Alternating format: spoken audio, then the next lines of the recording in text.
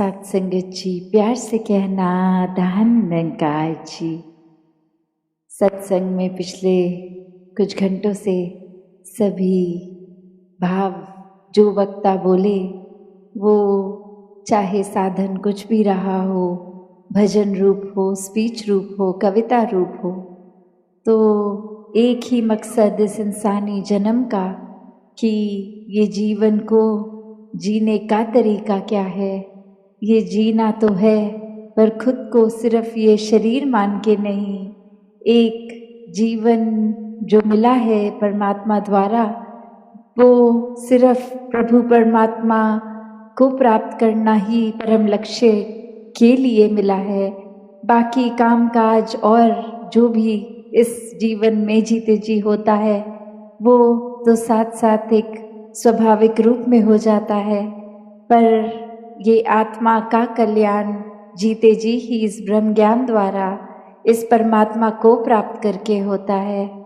तो एक आत्मा जो हमेशा से एक बंधन में बंधी हुई, एक सल्वेशन मुक्ति या आज़ादी की बात इस आत्मा की, तो वो मनुष्य जन्म में ही संभव है। तो जीते जी समय न्या व्यर्थ किया जाए, ऐसा ही संतों ने सिखाया है। और जैसे ये जगह का नाम भी हल्द्वानी, तो बात वही कि हल देव आनी, कि हल कोई भी चीज़ का हो, वो मन में देव परमात्मा निराकार के आने से ही होगा, वरना तो ये परिस्थितियों ने आना जाना है। तो कैसे ये आत्मा का हल, ये सल्यूशन, ये मुक्ति, ये परमात्मा की जानकारी और उसी से अपनी आप की जानकारी होती है कि वाक्य में तो शरीर तो कुछ सालों का ही है, असल में तो इस आत्मा की पहचान ये परमात्मा है। और जीते जी इस रास्ते पे चलेंगे और अपने आप को मानवीय गुणों से भर कर चलेंगे, तो ही वाक्य ही ये जीवन जीने के लिए एक असली जीवन, मनुष्य जीवन, दैवीय गुणों से भरा हुआ एक मुकम्मल जीवन होगा। और इसी समय फिर ये हकदार भी मृत्यु के बाद भी ये मोक्ष का, मुक्ति का। तो हर किसी ने हर समय पे यही मनुष्य को रास्ता दिया, जो आज भी संत दे रहे थे कि जीने को पूरा जीवन जो मिला है उसको कैसे जीना है। एक सिर्फ समय व्यर्थ करके या फिर एक किसी की नकल करते करते, जैसा वो कर रहे हैं, जैसा एक रिवाज, एक परंपरा, वैसा ही बिना समझे कारणों के करना है, या अपने जीवन को हर पल जीते जी वो कारण समझना है कि किस तरह जीवन खूबसूरत बनाया जाए, ये धरती खूबसूरत बनाई जाए। जिस समय हम इस धरती पे आए, ये धरती को जब छोड़ के जाएं, तो किस तरह उसको और सुंदर बना के जाना है।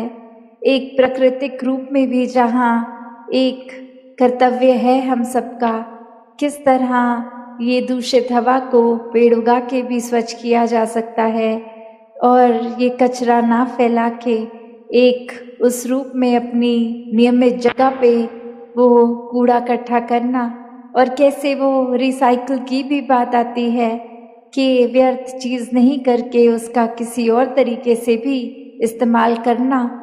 वही वो बात कि ये फिर प्रदूषण सिर्फ बाहरी संसार का नहीं, ये जीते जी हमें अंतर मन को भी साफ करना है, इस परमात्मा को और बसा के, जो कि पहले ही हमारे भीतर भी है, बाहर भी है, कण कण में है, हर जगह है। तो वही उदाहरण जो एक मृग का आता है कि एक खुशबू जो उसके अंदर ही होती है, वो मृग समझता नहीं, और जगह जगह एक जंगल में ढूंढते ढूंढते कि ये खुशबू कहाँ से आ रही है, वो खुशबू तक जाने में भटकता है, और असल में तो वो कस्तूरी की खुशबू उसके अंदर ही है, उसकी नाभि से ही आ रही है। और कैसे ये समय फिर व्यर्थ हो जाता है सिर्फ और सिर्फ वो भटकन में। तो ये पहचान परमात्मा की जब हो जाती है तो वो भटकन एक समाप्त हो जाती है आत्मा की। अब उस तरह देखें तो फिर जिस तरह उस मृग को बता दिया जाए कि इधर उधर भटकने की ज़रूरत नहीं है, आप जिस स्थान पे हो उसी स्थान पर ये खुशबू भी है। तो बात वही, परमात्मा हर जगह है, अंग संग है। जिस समय जैसे अभी भी आवाज़ लगा रहे थे महापुरुष के ये ब्रह्म ज्ञान की दात आज सत्संग के बाद भी ये प्राप्ति की जा सकती है। तो बात वही कि सिर्फ सत्संग में आने का मतलब सिर्फ वो नहीं कि आए एक क्रिया रूप में बैठ गए, कुछ सुना भी कुछ अनसुना किया, कुछ अपना ध्यान इधर उधर लगा लिया, भटका लिया, पर मूल को नहीं पकड़ा। मूल तो बस ये परमात्मा ही है। इस परमात्मा को जो पकड़ लेते हैं, मन में बसा लेते हैं, हर समय इसका दीदार करते हैं, एक एहसास में इसी निराकार के रहते हैं, तो वो ही वाकई ही संत है।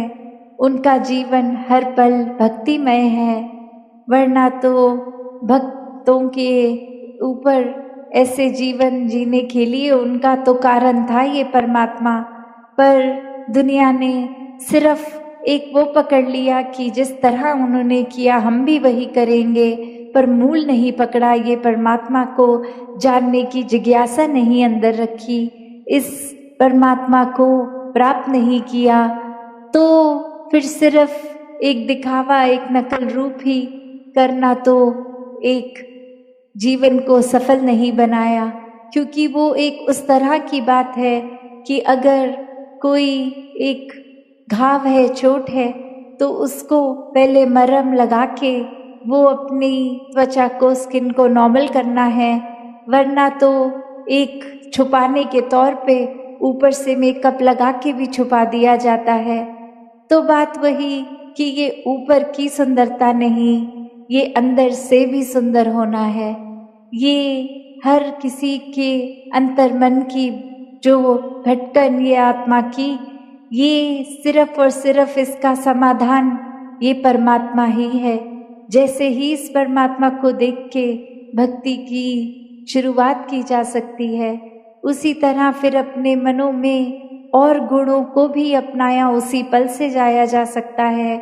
और वो फिर एक ऊपरी मेकअप की तरह अच्छा व्यवहार नहीं, एक अंदर से वो जिस तरह इस नाभि में खुशबू उस मृग के, तो वही अंदर से बाहर की सुंदरता तभी बनती है जब एक एक मानवीय गुण हम पहले खुद बन जाते हैं। सिर्फ प्यार की बात ही नहीं, पहले प्यार बनकर फिर प्यार बांटना। सिर्फ एक विशालता की बात नहीं, इस विशाल निराकार परमात्मा से जुड़ गए। ये इतना विशाल जिसका कोई अंत ही नहीं है, कोई शुरुआत ही नहीं है। जब इसके साथ मन जोड़ लेंगे तो हम भी अपना मन इतना विशाल बना लेंगे कि सबको अपना लेंगे। हर किसी की कमियां हो ना हो उससे फर्क नहीं, कि सब प्यारे हैं, सभी इस परमात्मा की संतान हैं, सब में यही एक परमात्मा का निवास, सभी प्यारे, सभी श्रेष्ठ। और कोई भी और फिर हम जो मानवीय गुण सोचे भी, वो स्वयं बनना बहुत ही आसान हो जाता है। सिर्फ इस परमात्मा के ऊपर अपने मन को टिकाकर वो गुण खुद ब खुद हमारे अंदर आ जाते हैं। तो ऐसा व्यवहार, ऐसा जीवन हर एक के जीवन में आना संभव है। सिर्फ और सिर्फ उसके लिए ये अपने अहंकार का त्याग करना ज़रूरी है, क्योंकि एक अहंकार आते ही जब ये लगता है कि हमको कोई क्या सिखाएगा, हमें तो पहले ही सब कुछ आता है, हम जिस रास्ते पे चल रहे हैं वो रास्ता ही सबसे ठीक है, और किसी के पॉइंट ऑफ व्यू, नज़रिया, रास्ता तो कोई मायने ही नहीं रखता। एक हमसे ज़्यादा बुद्धिमान कौन होगा, हमसे ज़्यादा शारीरिक बल किसमें होगा, हमसे ज़्यादा आकर्षित करने वाला अपनी बातों से एक भारी सुंदरता से कौन होगा। ऐसा करते करते अगर भाव ये अहंकार के ही हो मन में, तो फिर तो कोई क्या ही सीखेगा। जब लगेगा हमको सब कुछ आता है, तो जहाँ इस पूरे संसार से ये कण कण में ही शिक्षा है, वहाँ इस शिक्षा को एक सिर्फ किताबी तौर पे ही नहीं, जब जितना ज़्यादा हम एक एक मनुष्य से, इस प्रकृति से जुड़ेंगे, ये परमात्मा के ऊपर आधारित करेंगे अपना रिश्ता, तो वाकई ही हर तरफ से शिक्षाएं मिलती रहेंगी, जो जीवन में लागू करके जीवन को एक सुधारा जा सकता है, जीवन को एक सुंदरता दी जा सकती है।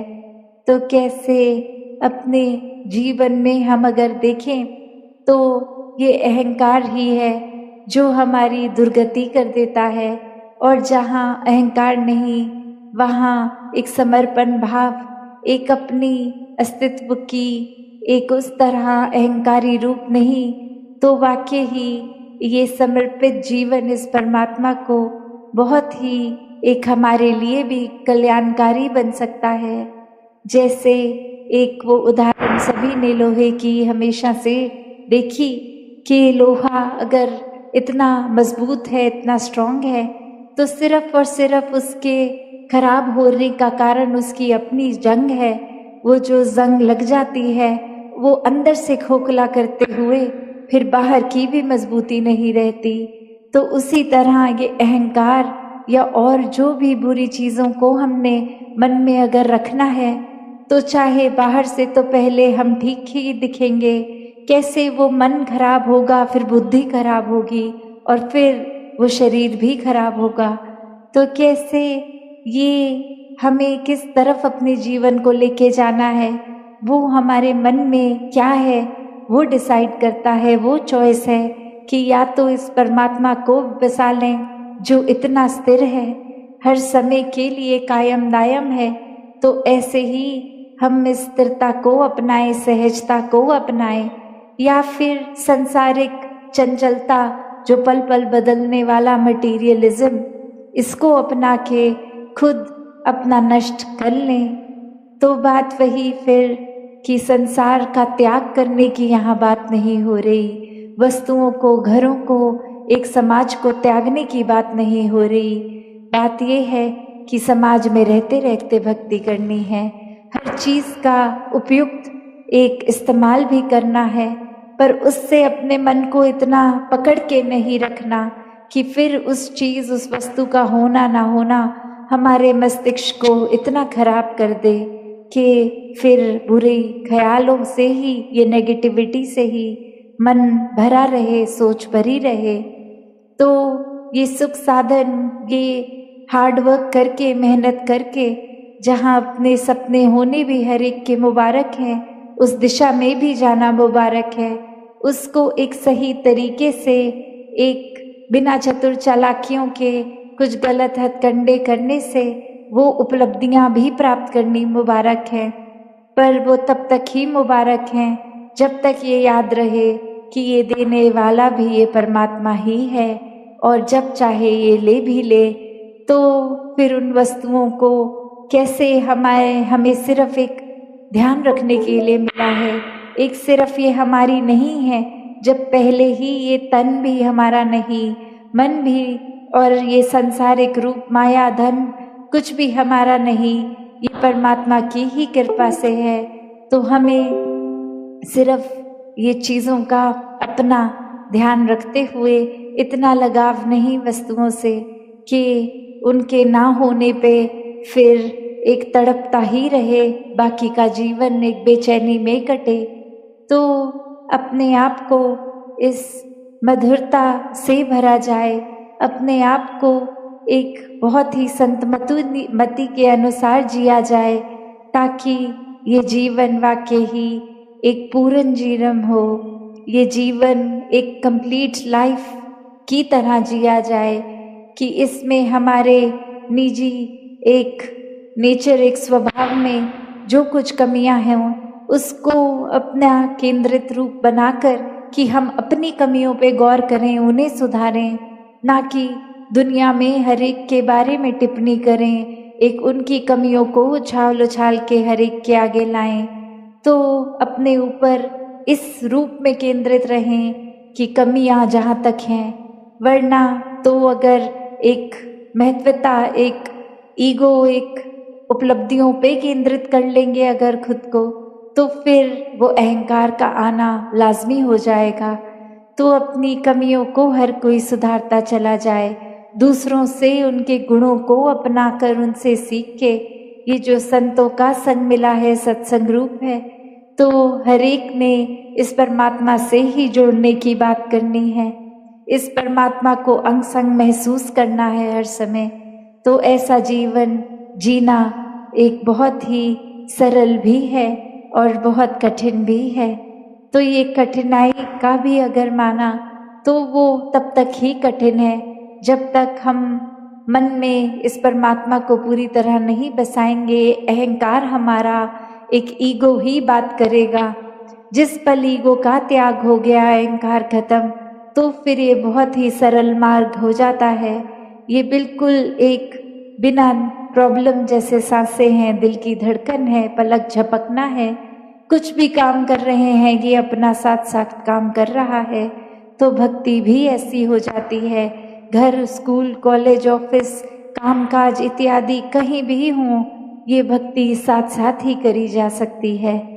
तो दासी और समय ना लेके इन्हीं शब्दों से अरदास इस निराकार से कि सेवा सुमिरन सत्संग हर एक के जीवन में आए, ये भक्ति हर किसी की और मजबूत होती चली जाए। साथ संगत जी, धन्य।